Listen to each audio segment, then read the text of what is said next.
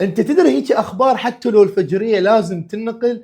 اكدوا الصحفيين والاطباء داخل النادي انه كيليان مبابي سيشارك في نهائي كاس السوبر في حال ريال مدريد تغلب على اتلتيكو مدريد وتأهل للنهائي، لان كيليان مبابي مصر على انه عام 2026 هو عام جلب البطولات للنادي الملكي وفك النحس عن العام الماضي. يعني كيليان مبابي راح يلعب بالنهائي اذا ريال مدريد فاز على اتلتيكو مدريد. مو بس هاي، انه كارفاخال وارنولد وكامافينجا جاهزين يلعبون بالسوبر بالسعوديه امام اتلتيكو مدريد. اما الخطه البديله لتعويض رحيل كيليان مبابي من المدرب تشافي الونسو، راح يلعب رودريجو اساسي في مباراه ريال بيتيس ومباراه اتلتيكو مدريد في كاس السوبر السعودي. برايك انت بهيجي تشكيله واحتياط ريال مدريد راح يقدر ينافس؟